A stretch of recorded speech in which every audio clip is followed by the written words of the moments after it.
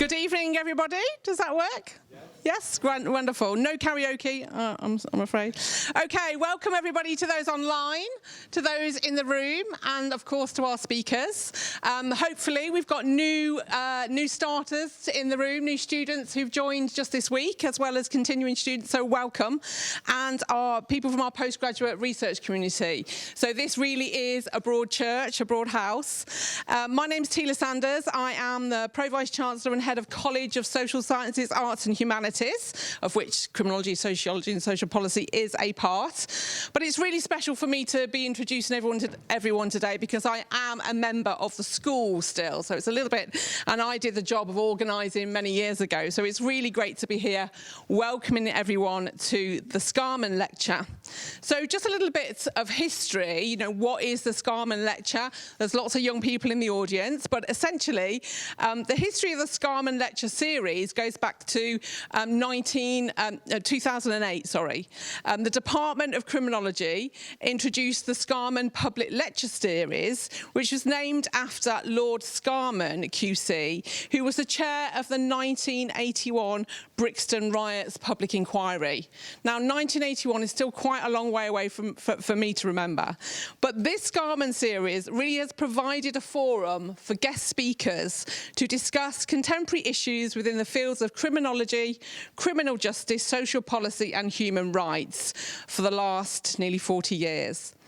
Previous Scarman lectures have tackled issues as diverse as the privatisation of probation services and the policing of post-conflict cities, to the impacts of Islamophobic violence and the architecture of imprisonment. Over the course of the lecture series, we have been pleased to welcome high-profile speakers such as Baroness Sharmi Chakrabarti, who is a former Director of Liberty, Sir Keir Starmer, QC, you may have heard of him. He came when he was former head of the Crown Prosecution Service. We've had Professor David Nutt, former chair of the Advisory Council on the Misuse of Drugs, and Francis Crook, OBE, who was the chief executive of the Howard League for Penal Reform. Amongst the many distinguished individuals who've come to share their experiences with the university, student staff and members of the public. And our guest speakers today are certainly in good company. Today, the work of the School of Criminology, Sociology and Social Policy has focused on many aspects of serious violence, of which the talk will focus on today, such as acid attacks funded by a UK Home Office project, working now further in India, and other work focused on knife crime, and a growing tradition focusing on gender-based and sexual violence, particularly in relation to policy and practical interventions. Today, we are focusing in on weapons-enabled street violence in the UK, all to be revealed.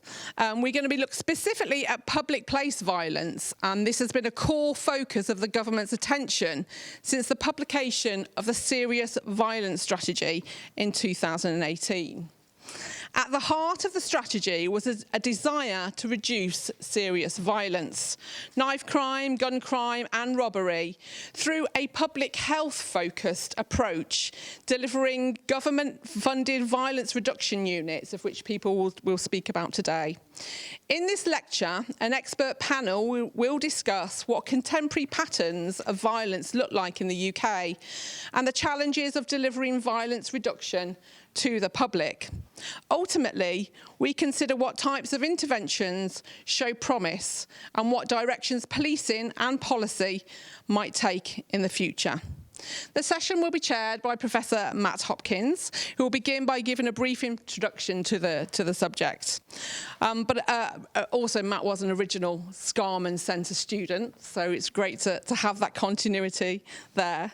The speaker today, Professor Andy Newton from Nottingham Trent University. Can I call you alumni, Andy? Andy used to work in the school and has moved to NTU. Andy will outline several of the core academic themes themes in relation to weapon-enabled violence. We have Grace Strong, who is the Director of Prevention in Leicestershire Police. Grace will speak about the successes and the challenges of partnership working and delivery of interventions at the very local level. And we have Tom Dukes, who is the Head of Programmes at the Ben Kinsella Trust. Tom will speak about the lived experiences of young people in relation to knife crime and how interventions can lead to the positive change. I'll now hand you over to Matt for a more detailed introduction. Thank you, Tia. So I just press this to move on. Hi everybody, and welcome to this session today. So lovely to see so many of you here. My name is Professor Matt Hopkins, and I'm going to be the chair for the session today. So I'm from the School of Criminology, Sociology and Social Policy. I also run the Violence Hub in the Centre for Hate Studies as well. So I'm just going to give you a very, very brief introduction, some of the context around this subject area. So first, I think we need to think about, what is the problem here? What are we talking about? What is the problem? What we're seeing at the moment is weapons-enabled crime, weapons-enabled violence is a core priority for the government. It sits within the government's Take Back Our Streets agenda, and lots of you will have heard lots about weapons-enabled violence through the media and so on. So it's a core policy focus, a core area of focus. If we think, though, what a weapon is, there are various definitions of what we mean by what a weapon actually is. Ian Brennan, who's done a lot of work in this area, it might be known to some of you, refers to a weapon as an object deliberately used to do or threaten violence. Though what we see across the research and across a lot of the policy circles is actually we tend to be focusing on knife crime here. The focus is specifically around the use of knives, possession of knives, and the use of knives in actual violence. To a lesser extent, we've also seen a focus on corrosive substance crime, commonly known as acid attacks as well. At the core, I suppose at the heart of the issue here is the perception that we're seeing rises in weapons-enabled violence, particularly knife crime, though I've put the question mark here because that's slightly contentious. As most of you know, the way we look at data, and particularly police-recorded crime data, there can be a number of caveats around this. So we'll probably discuss that in a little bit more detail later on in the session. There are also huge caveats as well around the way that we look at and record corrosive substance crime or acid attacks as well. So there's lots of debates there about whether those sorts of crimes are rising as well. I'll just say a little bit about the core policy developments here, because this is a focus of policy and there have been lots of developments in recent years. The driver for this has really been the Serious Violence Strategy of 2018, and that really laid the foundations for the development of violence reduction units, of which there are 20 of these across the country operating at the moment. And these were the 20 policing areas that were deemed to have the most serious problems with serious street-level violence. We've also seen the foundations laid as well for building partnerships in this area, and that's come through the serious violence duty, which is an area where I've done quite a bit of research in the past.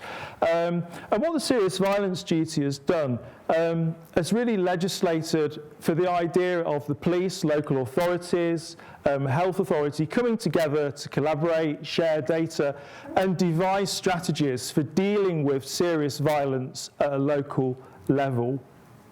This area as well is largely driven by a public health approach to violence reduction. A lot of you will have heard this idea of public health approaches, but this is a different way of looking at violence. A public health approach treats violence as a disease, and it tries to move away from very simplistic criminal justice type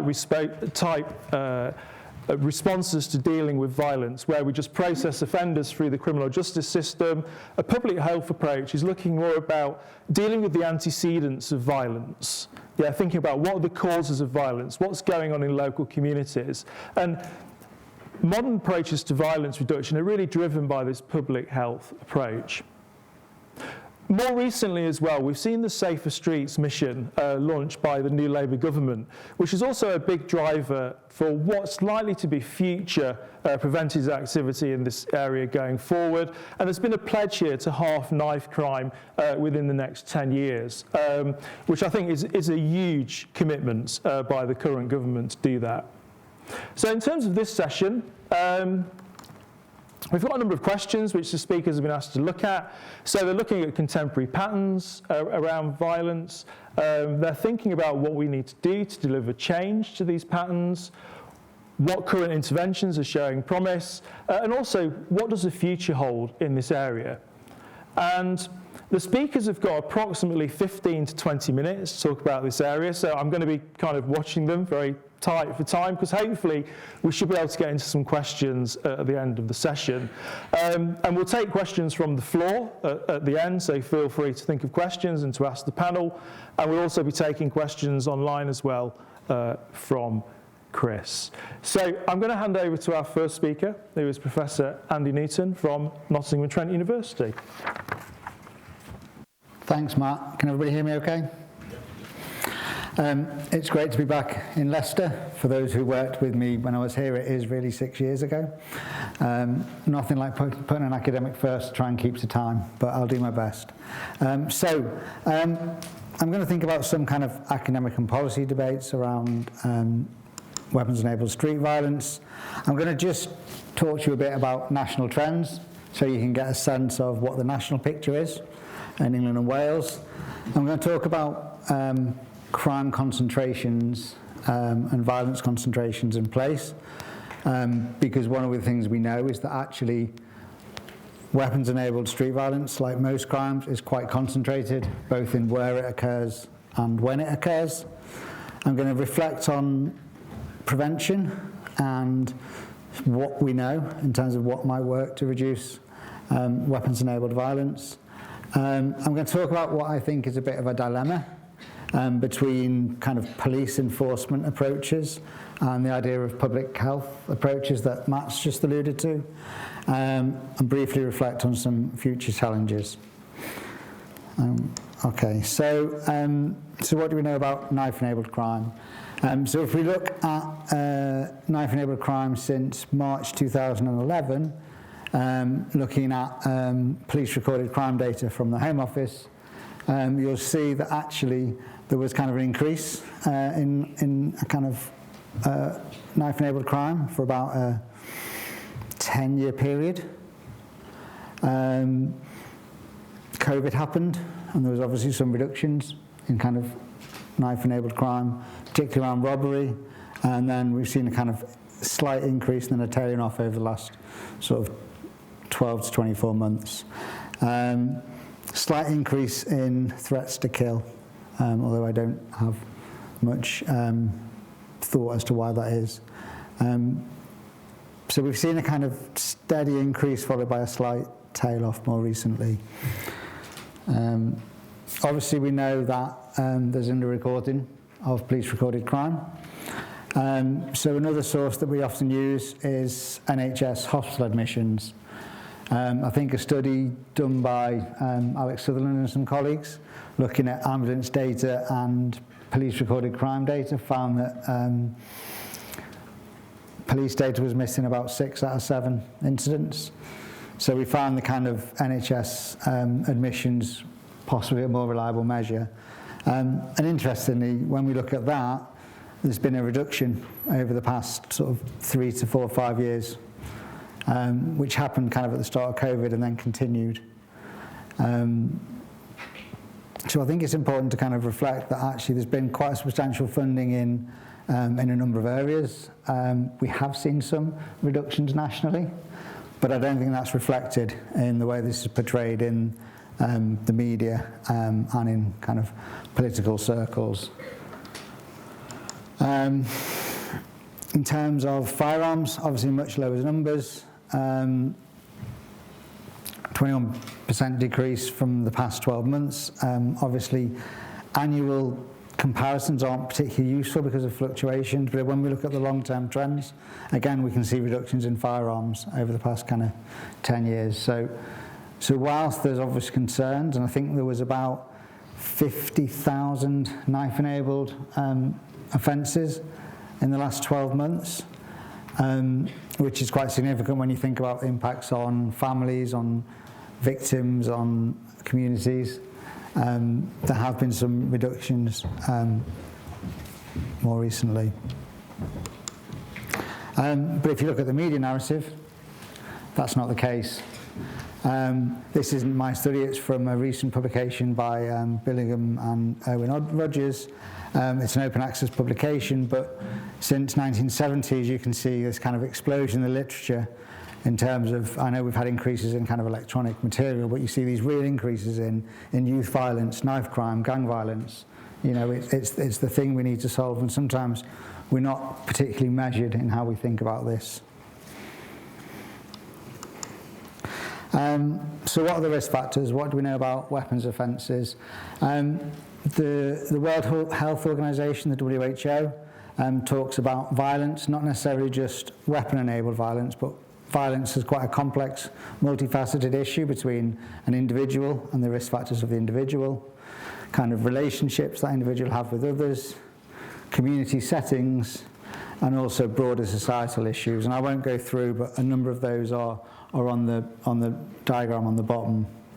But there was a recent systematic review done on risk factors associated with knife crime. I realise this is a broader presentation around, or panel around, weapons enabled, but most of the research that's been done has been in kind of knife enabled offences.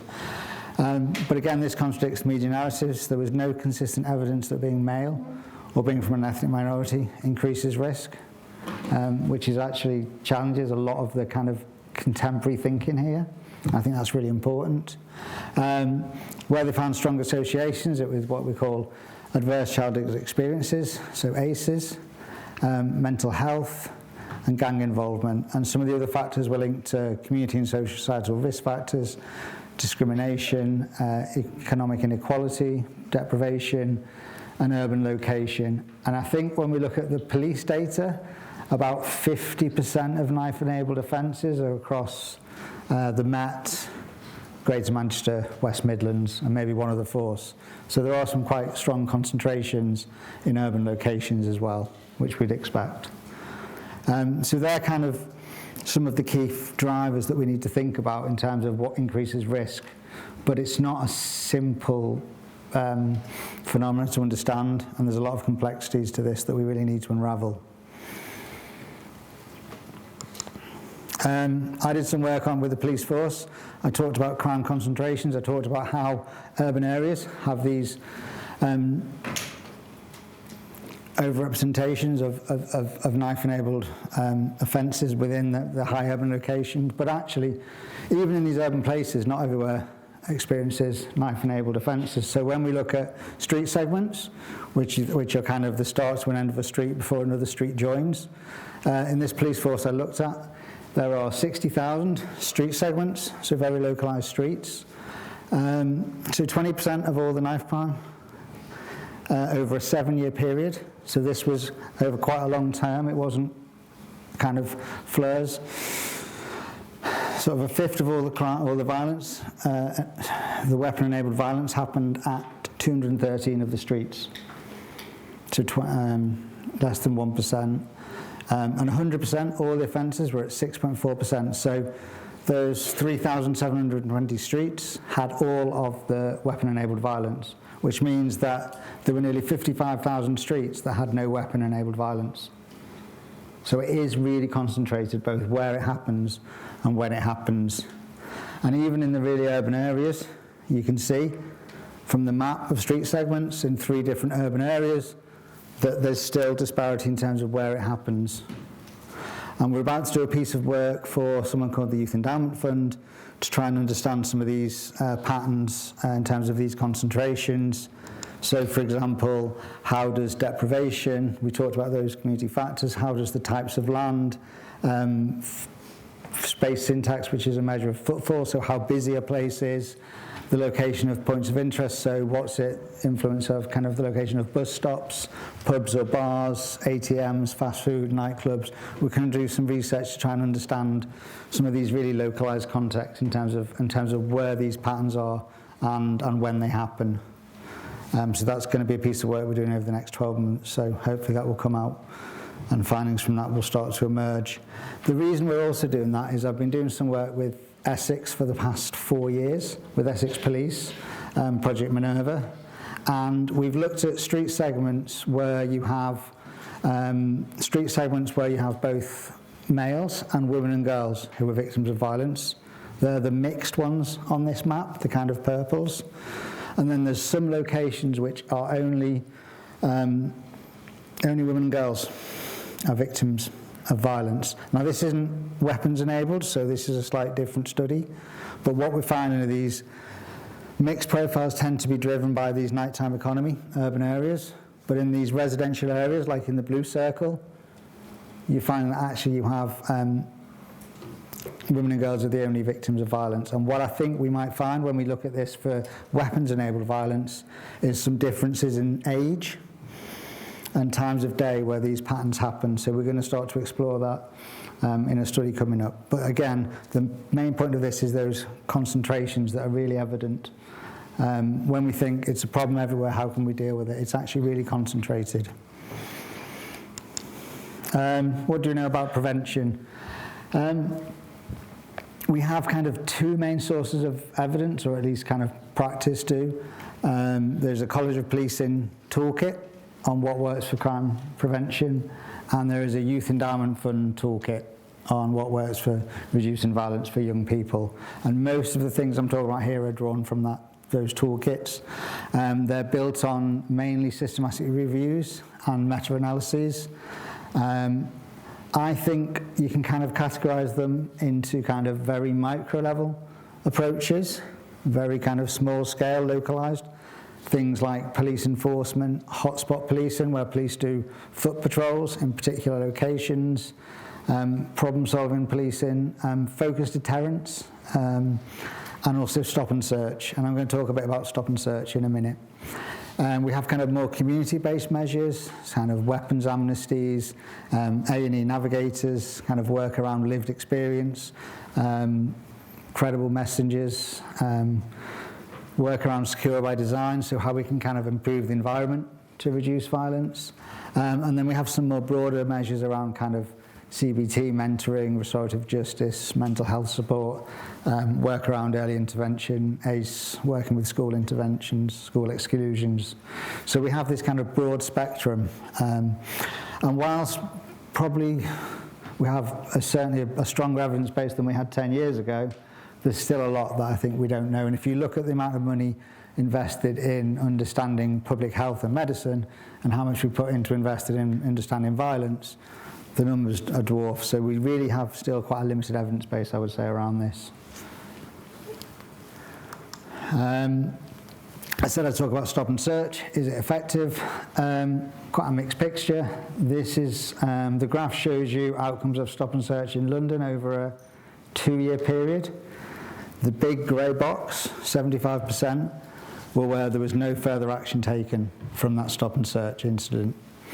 The third box down, 1.6%, that's where there was further action taken related to weapons, points and blade offences.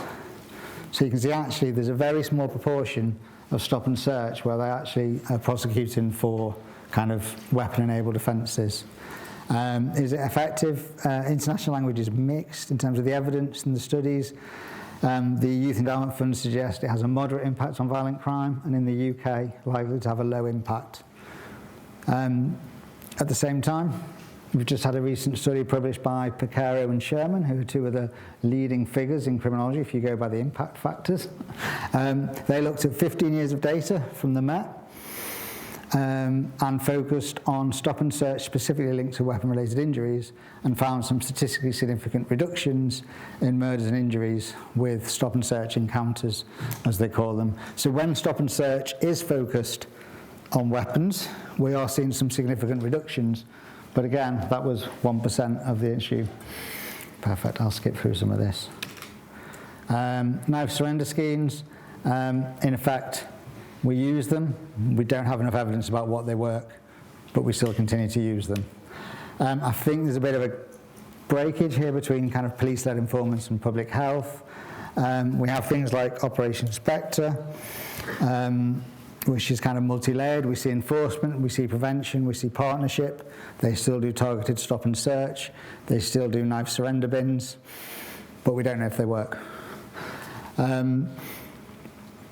I think one of the things about stop and search is we know that people's first encounters with the police have really strong impacts on their trust, the legitimacy, their kind of perceptions of policing. So if 75% of these stops have no further action and that's your first contact with the police, what does that do for public relations and community relationships with policing? I am coming to the end.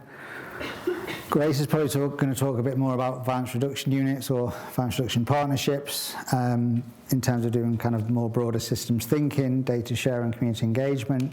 They were launched in 2019. We now have 20 of them. They initially had a 1-year settlement of funding, which was renewed annually for 3 years. They then got a 3-year settlement, and now they've had a 1-year extension. So how do you build long-term change with these really short funding blocks? And that's kind of one of the real problems that exist at the moment. You know, you're talking about 5 to 10 years for long-term change, population impact, and we're working on 1 year, 1 year, 1 year, 3 years, 1 year, don't know. So just to wrap up, I haven't talked about other issues, kind of legal and policing contexts. Matt's talked briefly about some of the legislation. One of the things I think that we probably need to think about is that the Home Office and police forces have now introduced AI to classify knife-enabled crime. And so I think it's important to think about how that might understand our measurement. Hopefully it'll lead to some more consistencies. We have youth futures hubs, 8 of them launching in 2025, approximately 50 over the next 4 years. Don't know what that landscape's going to be or where that's going to move.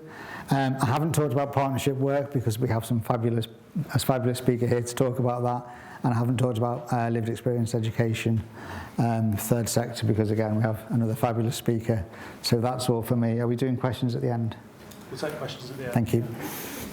Thank you, Andy.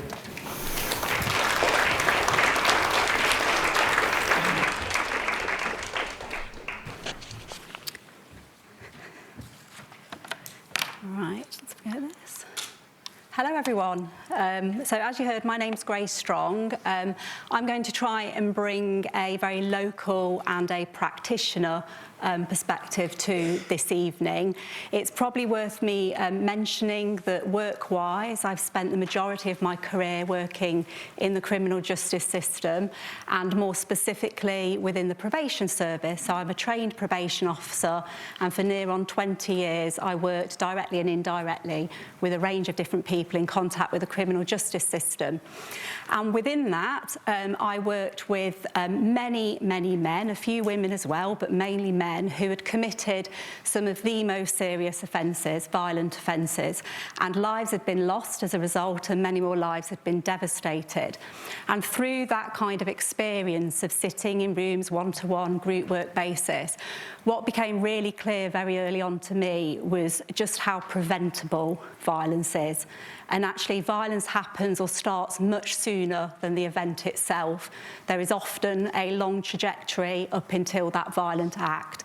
And actually, there's lots of opportunities along the way to actually prevent that harm from happening and those lives being devastated and often changed forever.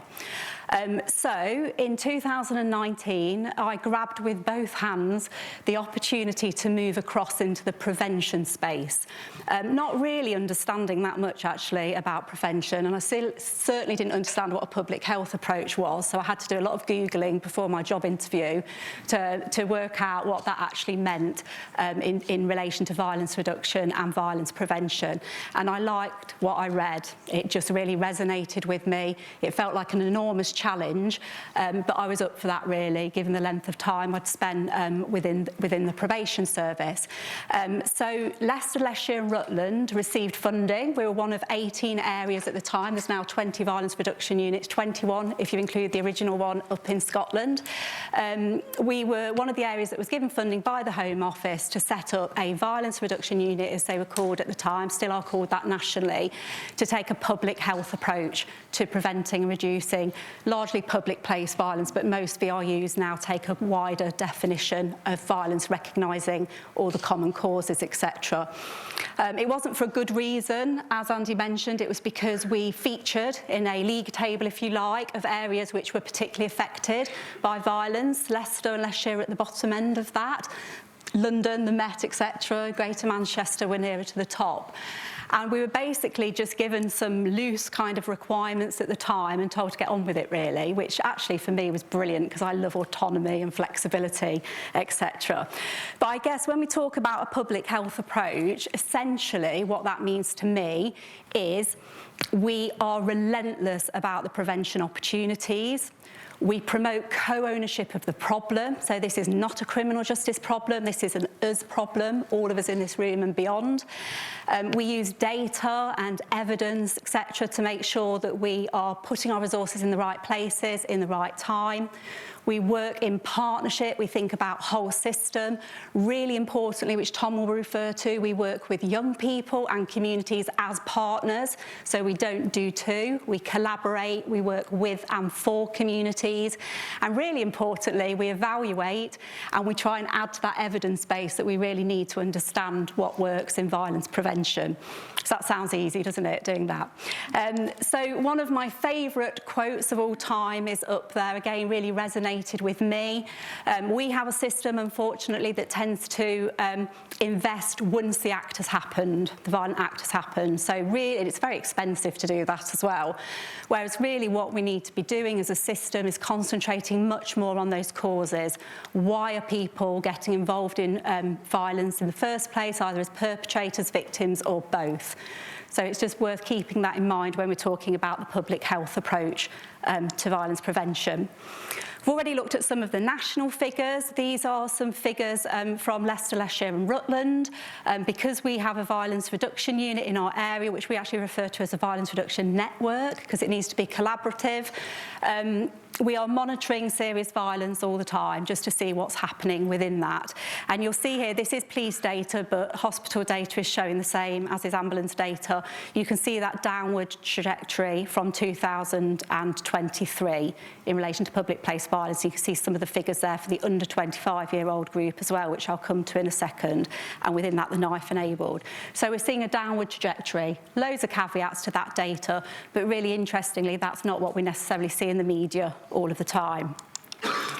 So this here is a summary which has got a ton of different information in, which you can kind of look at as I'm talking. This is from our annual strategic needs assessment, which basically uses a range of different data sources to understand the extent and nature of serious violence in our area. And that's the start of a public health approach. It's basically understanding where we need to put our investment. So just to pick out a few things in this infographic, really importantly, 24% of serious violence happens in a public place, and obviously that's what we're here to talk about tonight, but the majority of serious violence happens in domestic settings, domestic abuse. Really important to note that. Someone that I've worked with for a number of years always says we can never expect to have peace on our streets if we haven't got peace and safety in our homes. So it's really important to note that actually it's not just public place violence that we should be concerned about. Other things just to point out is you'll notice there that 15 to 19-year-olds are most affected by serious violence. So we need to be really concerned that our young people in particular aren't as safe as they need to be.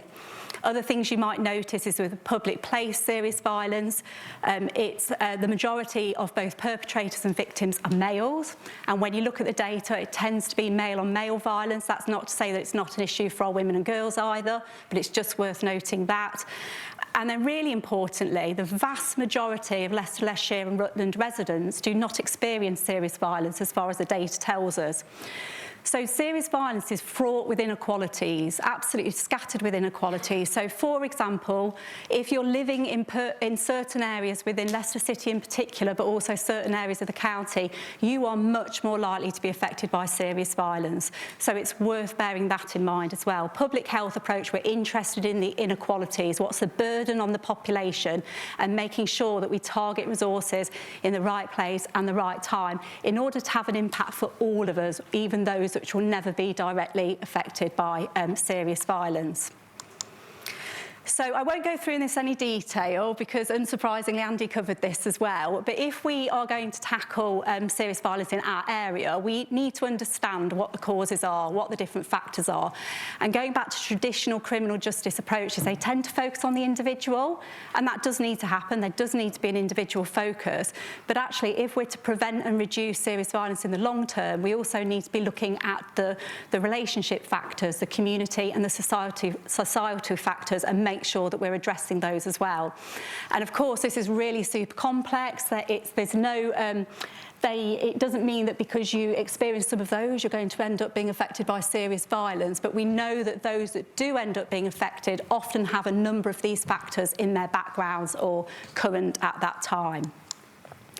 So just to share a little bit of a local perspective on that, we did a deep dive on 113 perpetrators of the most serious violence, so murder, attempted murder, GBH with intent, and these were all, they all committed these offences whilst they were either children or young adults.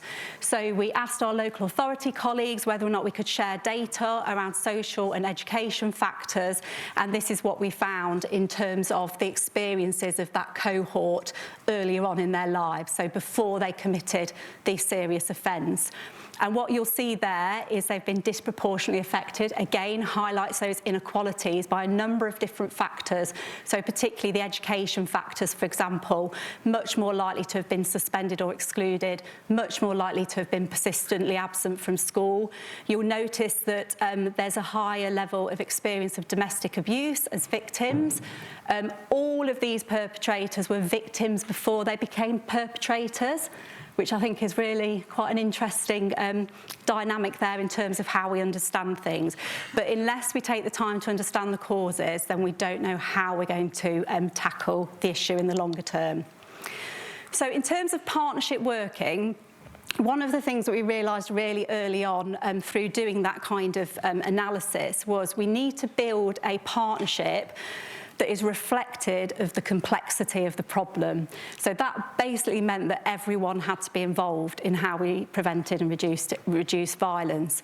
So rather than the usual suspects just being around the table, that tends to be statutory sector organisations, we recognised that we needed to, in particular, involve communities more, children and young people more, but also all those grassroots community groups, charity sector organisations that all had a part to play, and started to try and change the narrative that actually this isn't someone else's problem, this isn't something that goes on elsewhere, this is something that we all have a responsibility, first and foremost as citizens within our area.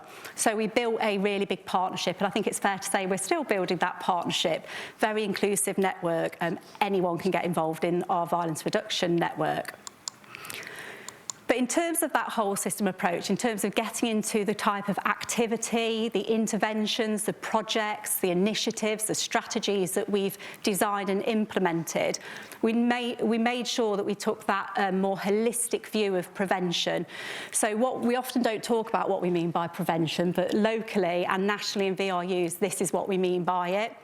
So ideally, we're interested in primary prevention, which is stopping things from happening in the first place, and that's through education, designing out crime, tackling the root causes.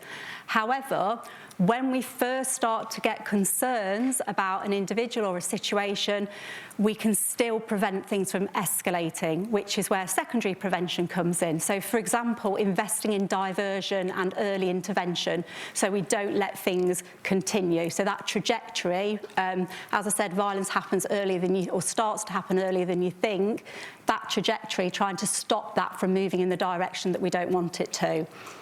And then finally, even after a violent act has occurred, there's still an opportunity to prevent things from happening again. So that's where things like recovery services for victims and rehabilitation comes in. So prevention is a very kind of holistic thing. There are plenty of opportunities along the way to invest. And then underpinning all of that, we found that partnership working, using the data, using the evidence, and making sure we build evaluation into everything we do, that was essential for us. But just in terms of some examples of the different things that we've implemented, and it was really good hearing Andy actually, because he was saying different interventions, many of which we've got in our local area. So just to pick some out, in the primary prevention space, we've been running a number of different campaigns. So campaigns that challenge social norms around violence, campaigns that encourage community members to be active bystanders, those kind of campaigns. Excuse me. Other things that we've done is we've got a brilliant programme in schools locally called Mentors in Violence Prevention, where children are trained up to be mentors within their own school. They basically then deliver sessions to younger pupils, and they are active bystanders in their school, basically, all around topics that concern young people and their safety. We also invest in our communities through running things like community leadership programmes, anything that kind of builds capacity in the community to assist them to play their role in violence prevention. In the secondary space, we've got programmes again in school, so we have youth workers in a number of different schools who work with children and young people at risk of exclusion, where there's those early indicators that they might be getting involved in crime and violence. We invest in a number of community-based projects like diversionary projects, for example. We have youth workers in A&E going more into the tertiary space, so that when young victims of violence present, that there's the on-the-spot support and intervention available to them. It's often referred to as a reachable moment, and making sure we put in the help when it's most needed. Similar sort of thing in police custody, having youth workers in police custody, so that whilst someone's sat there in that reachable moment, we can offer them support and intervention to try and work with them to prevent them coming back to the attention of the police. And then another example is hotspot policing, so making sure that we've got very visible policing in our serious violence hotspots. That's showing really great success for us locally.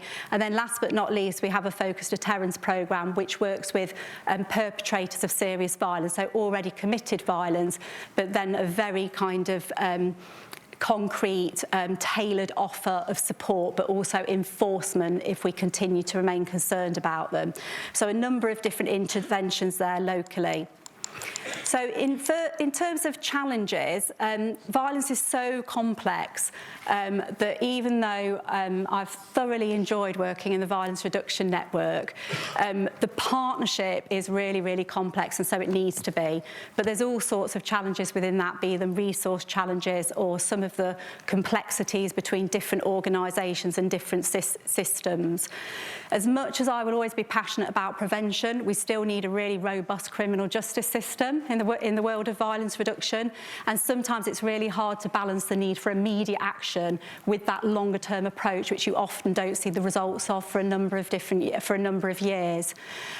We have a prevailing culture, particularly in the media, that is very punitive and wants to see punishment rather than kind of understanding the causes and addressing those issues earlier on. That can really frustrate prevention efforts as well. And then finally, there's always like national policy changes. So my one wish is that violence reduction units can continue their work for at least another 6 years, if not longer. But we never know really how new policy changes are going to land. So for us locally, we're always having to flex and try and maintain the progress that we've made despite the different changes going on nationally.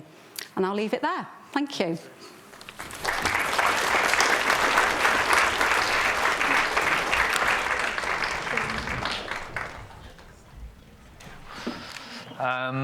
Good evening, everybody. It's a real pleasure to be here. Thank you for having me. My name's Tom, and I'm the head of programs at the Bank and Cellar Trust. I've worked at the Trust for about 4 years, and prior to that, I worked in the sort of youth education space for about 10 years. And it's really great to hear what Grace and Andy have said, because it echoes so closely everything that we sort of advocate for and champion on a sort of national level. Before I get into it, I'm not an academic and I don't work in policy, and the #1 Tom quote is, "Don't quote me on this." So you may find that I will say things like, "Oh, I'm sure I was once told this, somebody told me this." But hopefully, what I will be able to do is actually share some quite real insights from young people that we have gathered. So I'm going to very quickly whiz you through the Benkinsella Trust, what we are, what we do, how we do it. I'm going to give you a quick glimpse and insight into one example of an early intervention or preventative educational program, one of ours. I'm then going to share some insights that we've gathered from young people. And then I'm going to give a few suggestions as to what I think would be some building blocks for us to continue the work that we're all doing to tackle serious youth violence. How's that sound? Good. Before I do any of that, though, I think it's really important to have a bit of humanity in these conversations. It's so often missing. This is Ben. This is Ben Kinsella. Ben Kinsella was a 16-year-old teenager from Islington in London. He loved football. He loved arguing with his younger sister, Georgia, because she was better at football than him. He had a loving, supportive family. He was really lucky. He had 3 sisters, Brooke, Jade, and Georgia. His mum, George and Debbie, who he would annoy because he was a big practical joker. He was a really keen, talented artist, and he wanted to be a graphic designer when he was older. But very tragically, Ben was murdered in an unprovoked attack on the 29th of June in 2008. Him and his friends were out celebrating the end of their GCSE exams, and Ben never came home. And his family decided that they had to do something to try and prevent the same harm or the same suffering happening to other families. So the Benkinsella Trust has existed since then. Our mission is to prevent knife crime through education and through campaigning. And our vision is quite simple. It's a society free of knife crime. So what do we do? Well, first and foremost, we're a young person's charity. We educate young people. We believe in the power of education, and we use education as a vital tool to ensure that young people are well-informed, hopefully feel quite empowered, and that they're able to actually learn about this really complex issue, which affects them so much more than it affects me, for instance, in a really safe, non-judgmental space. So we tried to develop really immersive, experiential, research-backed methods of engaging young people in that conversation, which I'll give you a glimpse of in a second. What else do? We share our knowledge and our expertise. We work with central government. We are one of the members of the Coalition to Tackle Knife Crime, which has been referenced this evening. So we work with central, regional, local government to share that expertise. We share our findings. This is a report, which I'm going to come to in a second, which we released in 2024. We platform young voices and share their expertise, because there is nobody who has more expertise in what it feels like to be a young person than a young person. This is Fabio, one of our youth ambassadors, speaking to MPs in Parliament.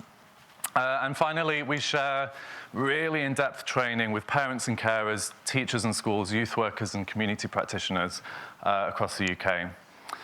And finally, we campaign. This is a huge part of our origin as a charity.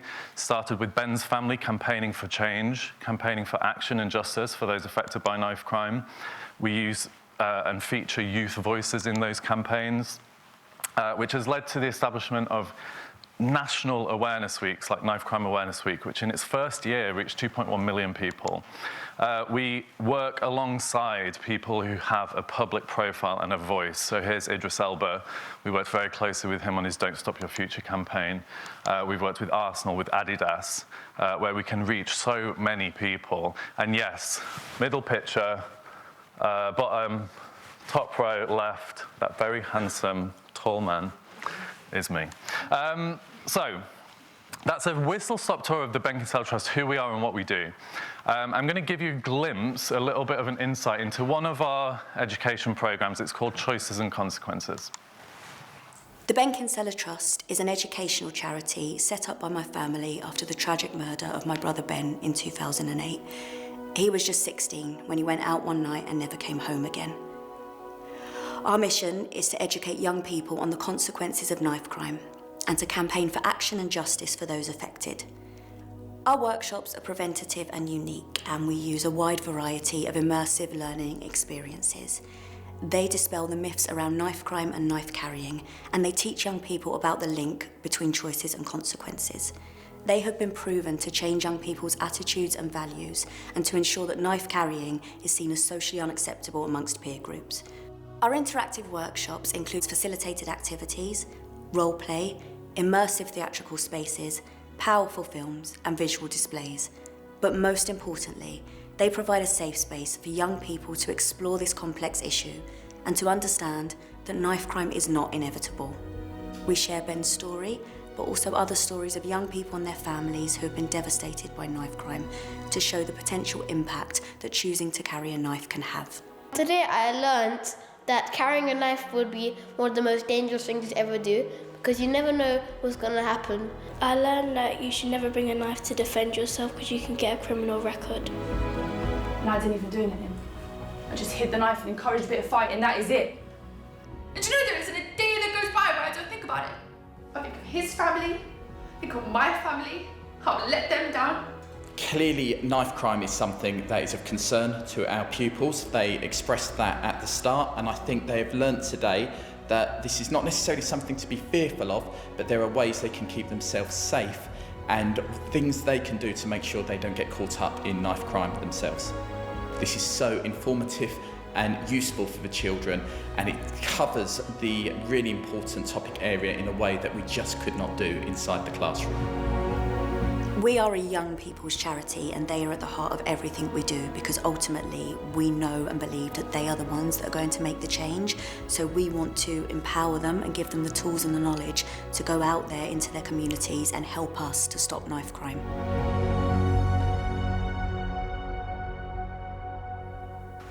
So there's one example of what Grace mentioned earlier, primary intervention, one of ours, which is a huge amount of research that's gone into it in terms of the psychology, taking young people through different immersive spaces, and tapping into empathy within young people. That program, Choices and Consequences, has been delivered to almost 50,000 young people. So we've actually, and almost every single one of those young people has given us a huge amount of data. So we released last year this report called Keeping Young People Safe. It's a data set of almost 10,000 young people. It's a very, very significant, robust data set. And over 200,000 teachers and youth practitioners. And the majority, around 60 to 70% of those young people are 10 or 11-year-olds. So what do they tell us about their perceptions? What are their belief systems? Well, they tell us very clearly, 2 in 3 of them feel anxious about knife crime in their area. 36% of them don't feel safe walking in the streets. A third of young people don't feel safe in the area they live, and that increases even further for girls and young women. Almost a quarter, 24% of young people think that a knife makes them safer, they think that it protects them. 1 in 4 of them know someone who's carried a knife, and 6% of 10 and 11-year-olds have seriously considered carrying a knife themselves. This was a London study, so all of those young people were from various different boroughs across London and the surrounding counties. But it maps very closely also to a BBC Bitesize survey that was done around the same time.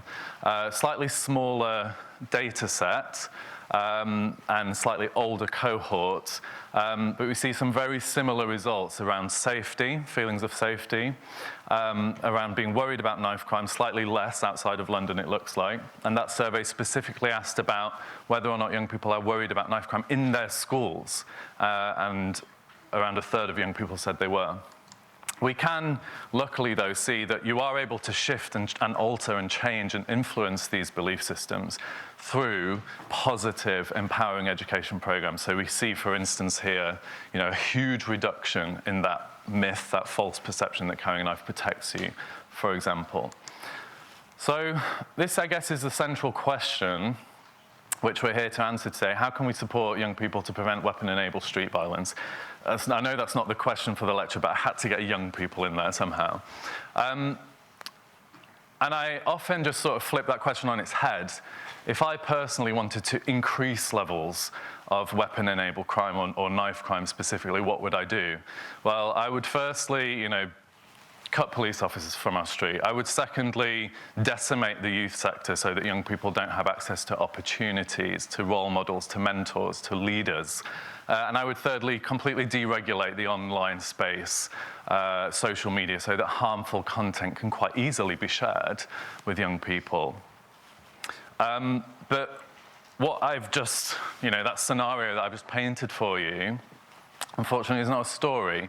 That is a pretty accurate representation of the period from around 2010 to the present day.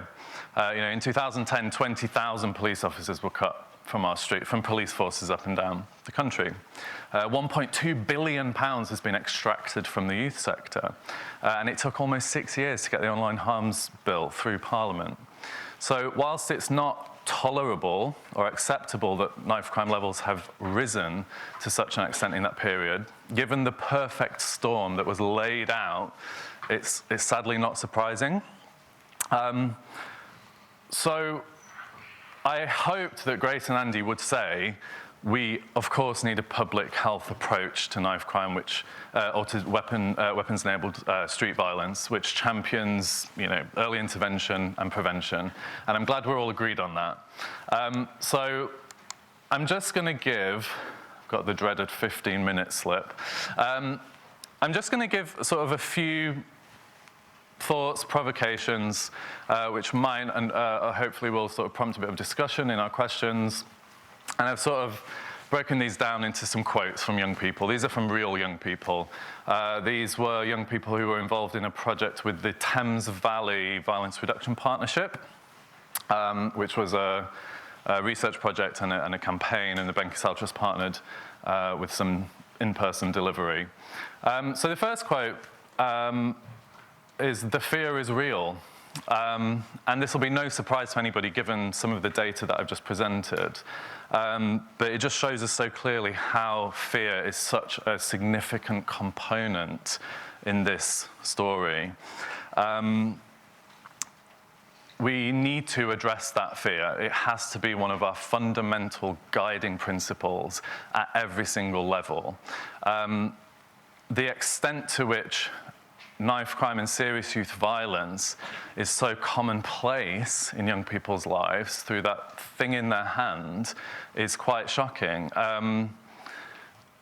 Anecdotally, for instance, I remember, and as I'm sure many of you will, there was that very shocking incident of a young girl called Eliane who was murdered in Croydon on her way to school. Some of the Benkinsale Trust youth ambassadors told us that people in their school, which is as east as you can get in East London compared to as south as you can get in South London, they heard about that. They saw footage of it before the police even turned up at the scene, before the news reporters were there. That's how quickly this content spreads online. I was also, a few months ago, at a school in Luton, launching a serious youth violence curriculum that had been developed by students and for students. And in the research, the young people were asked, have you seen knife crime being promoted recently online? And all the young people said no, which kind of baffled the researchers. Like, really? And when they asked them for specifics, have you seen an image of a knife? Have you seen graphic footage of a knife attack? Have you seen knives for sale online? All the young people said, well, yeah, of course. So normalized, and underneath that, we have really heightened, really heightened sense of fear. So that would be one of my sort of fundamental principles if I were going to try and tackle this issue. Any policy, intervention, program, project that's being delivered cannot feed into that cycle of fear. The second quote, I can walk my own path. There's a really amazing young person that said this. And it's there's some very deep layers to this, but ultimately this is down to how young people feel they are viewed, valued, or trusted by society. And unfortunately, for a lot of young people, they would answer in the negative to all of those questions. They would say, I don't feel valued, I feel distrusted. And this is ultimately about the disconnect between sort of adults who design the system for young people to live in, and young people, or the current sub-youth culture that we have in the UK, which to some extent does legitimize and in worst cases glorify violence, and we do have to tackle that and ensure that we're enabling young people to understand what they're seeing, but we cannot use that to scapegoat all young people. And young people tell us time and time and time again, I need to be treated as an equal. And we so often have conversations about young people without young people and decide how we're going to tackle this issue, which affects them so much more disproportionately than it does adults. So we need to change that. It's really, really systemic. It sounds like an oversimplistic thing to say, but how many times have you seen a group of young people hanging around with their friends in the street? Can you imagine? Being labelled as a gang. I've seen it trickles down at an even more systemic level into services that young people can access. I've seen so many times practitioners call a young person or label a young person as being in a gang, whereas actually they're a child who has been criminally exploited by a gang. So there are so many little nuances and that's what young people receive from us, from society. And then very quickly, because I know I'm going to run out of time, be more youth worker. So this is there's an amazing young woman called Yasmin who said this. And ultimately, if young people are treated as equals, though they wouldn't admit it, they do actually quite like adults. And they really, really need adults in their lives. So, yes, of course, we need to champion early intervention and prevention, but we really need a vibrant youth sector which provides opportunity for young people to work alongside our police colleagues. There's a very famous quote by a police officer from the Scottish Violence Reduction Unit after those huge successes in driving down violence, because they were asked, what would you do if you were given 1,000 more police officers on the streets? And he said, I don't want them. I want 1,000 more youth workers. That would make the job of me and my colleagues much more easy. So those are three sort of I appreciate very broad points. But if we were to move forward and build on the work that has happened so far, I would suggest that we really truly empathize with young people, understand where they're coming from, the landscape that they're living in, that we walk alongside young people in the fight against knife crime and bridge that gap, and that we have a really, really vibrant youth sector which champions prevention and early intervention. I think that'd be a good place to start. Thank you very much, and I think we're over to questions.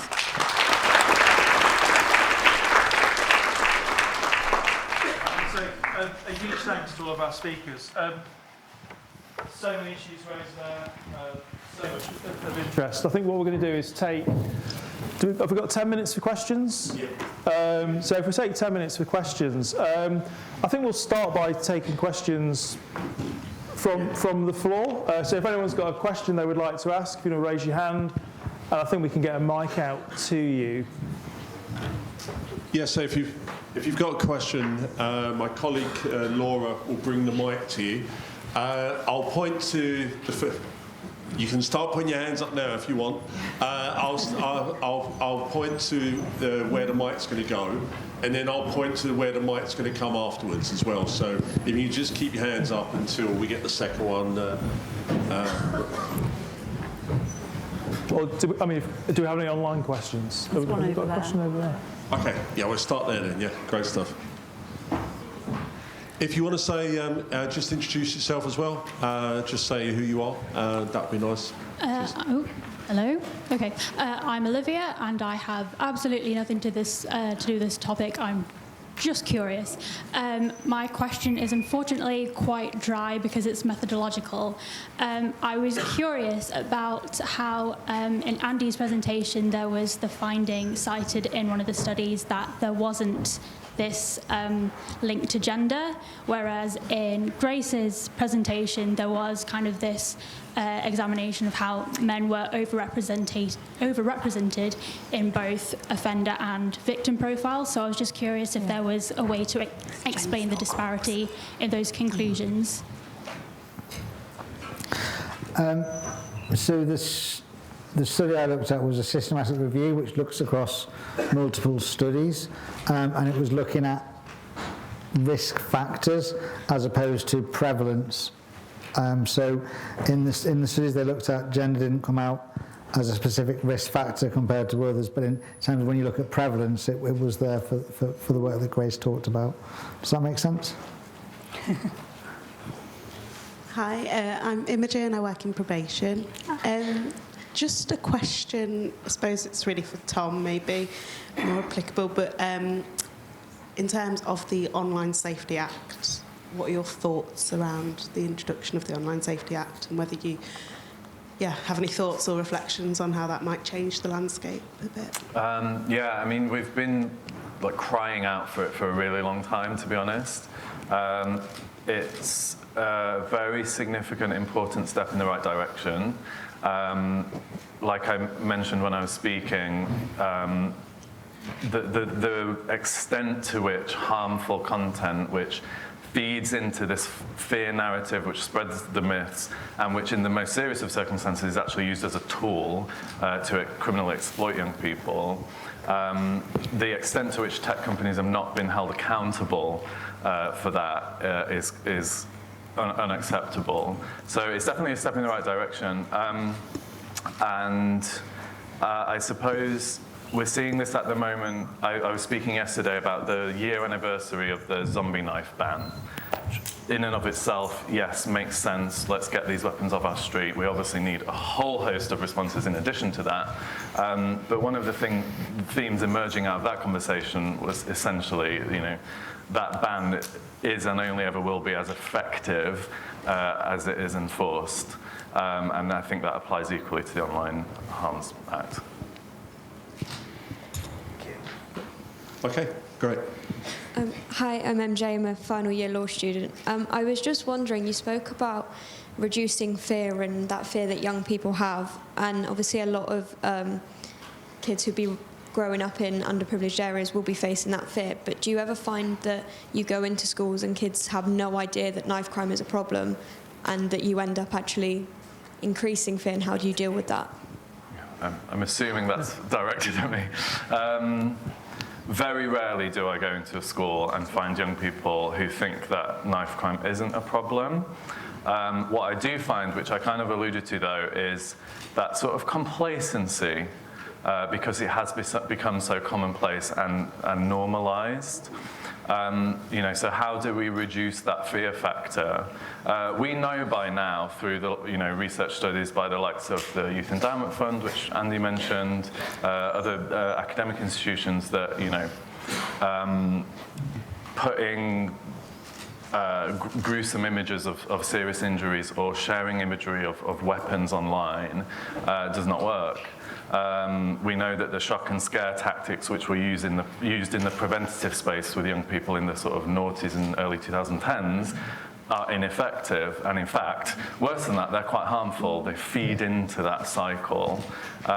So there are very, very basic steps that can be taken at a national, systemic level around the positive messaging that young people can and do have access to, and obviously coupled with real positive opportunity.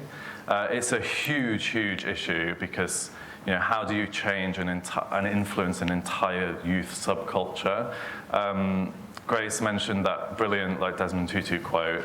Alongside that, I often quote the African proverb, it takes a village to raise a child, and I think that's so applicable to what we're talking about now.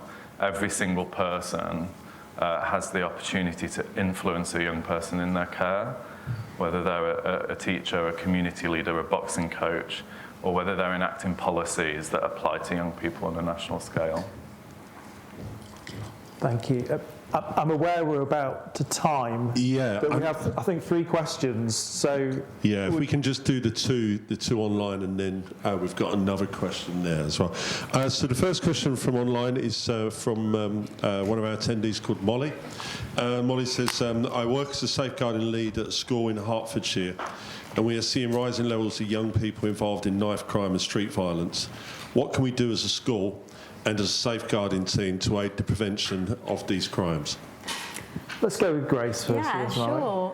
Well, obviously I will say this, but I do absolutely believe it, and it's been shown to work, is work in partnership and reach out to different partners, because just like the criminal justice system can't solve this problem, neither can schools be expected to. And I think often unfairly too much attention is put, or responsibility, if you like, is put on just schools.